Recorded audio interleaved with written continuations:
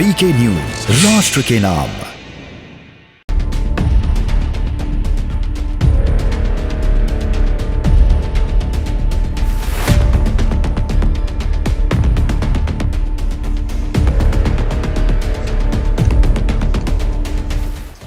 Ukraine के बीच जारी जंग का आज 38वां दिन है। इस बीच भारत की भूमिका पर सभी की निगाहें टिकी हैं। पुतिन के खास दूत से पीएम मोदी की मुलाकात हुई तो इसके बाद अमेरिका की भी हेकड़ी निकल गई। वो अमेरिका जो बात बात पर रूस के साथ भारत के रिश्तों को लेकर धमका रहा था, उसे भी अब समझ आ गया है कि भारत क्या कुछ कर सकता है।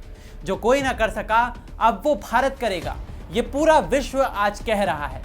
और इस महायुद्ध पर अब भारत ही लगाम लगाएगा, ये साफ तौर पर नजर भी आ रहा है, जिसके बाद अमेरिका भी अब घुटने टेक चुका है। कैसे, आगे हम आपको इस वीडियो में बताएंगे। नमस्कार, जय हिंद, वीके न्यूज देख रहे हैं आप, मैं हूं आपके साथ अमल।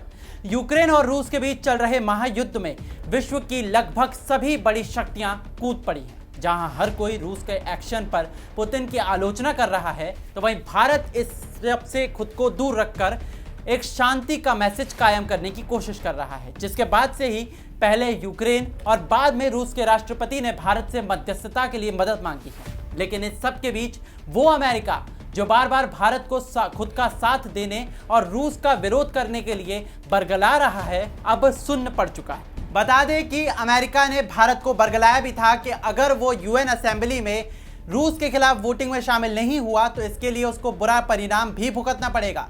लेकिन वही तेवर दिखाने वाले अमेरिका की भारत ने हेकड़े निकाल दी है। अब उसे भी समझ में आ गया है कि भारत ही एक इकलौता ऐसा देश है जो इस युद्ध को खत्म कर सकता है। इसी को लेकर अमेरिकी विदेश विभाग के प्रवक्ता नेड प्राइस ने एक बड़ा बयान दिया है और कहा है कि यहाँ कुछ ऐसा नहीं है जिसे हम बदलना चाहते हैं। हम क्या करना चाह रहे हैं, चाहे वो भारत हो या अन्य भागीदार या दुनिया के भर के सहयोगी देश, ये सभी यूक्रेन पर रूस के इस अनुचित आक्रमण और पूर्व नियोजित आक्रामकता के खिलाफ अपनी आवाज बुलंद करें और हिंसा को समाप्त करने के लिए भारत समेत अन्य देश मॉस्को के साथ अपने संबंधों को उठाएं।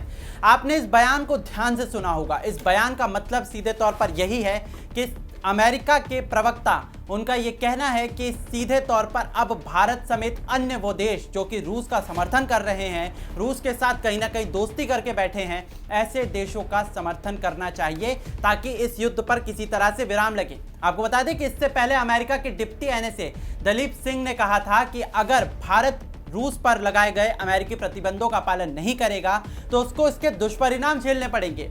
और तो और उन्होंने ये भी कहा था कि भारत को ये चीज़ याद रखनी चाहिए कि अगर अमेरिका के साथ उसका युद्ध होता है तो रूस उसका साथ देने के लिए आगे नहीं आएगा।